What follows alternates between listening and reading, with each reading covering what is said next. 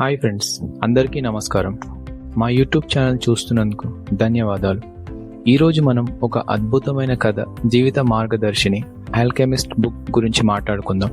ఈ పుస్తకం పౌలో కోయిలో రాసినది మరియు ప్రపంచవ్యాప్తంగా అనేక మంది హృదయాలను స్పృశించింది.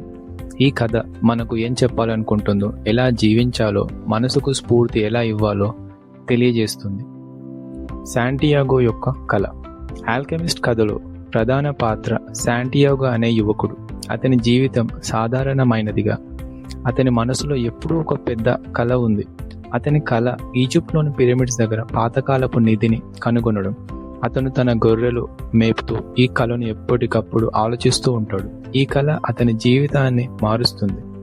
యాత్ర ప్రారంభం. శాంటియాగో తన కళను అనుసరించేందుకు యాత్ర ప్రారంభిస్తాడు. మొదట తన గొర్రెలను అమ్మి ఆ డబ్బుతో తన యాత్రను ప్రారంభిస్తాడు. అతను మొదట ఆఫ్రికా చేరుకుని అక్కడ చోరబడతాడు. కానీ ఈ అనుభవం అతనికి ఒక పాఠంగా మారుతుంది. అతను తన నమ్మకాన్ని కోల్పోకుండా తన లక్ష్యం వైపు ముందుకు సాగిపోతాడు. యాత్రలో ఎదురైన కష్టాలు. శాంటియాగో తన యాత్రలో ఎన్నో కష్టాలను ఎదుర్కొంటాడు. అతను ఒక గ్లాస్ షాప్లో పనిచేస్తూ తన కళలను నమ్మి అనుసరిస్తాడు.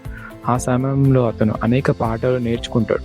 అతను ఎదుర్కొనే ప్రతి కష్టం అతనికి కొత్త విషయాలను నేర్పిస్తుంది. మన జీవితంలో కూడా ఇలాంటి కష్టాలను, ప్రతిబంధాలను ఎదుర్కొంటాం, కానీ వాటిని అధిగమించి ముందుకు సాగడమే మన విజయం. ఆత్మ సాధనం. శాంటియాగో తన యాత్రలో ఒక ఆల్కెమిస్ట్ను కలుస్తాడు.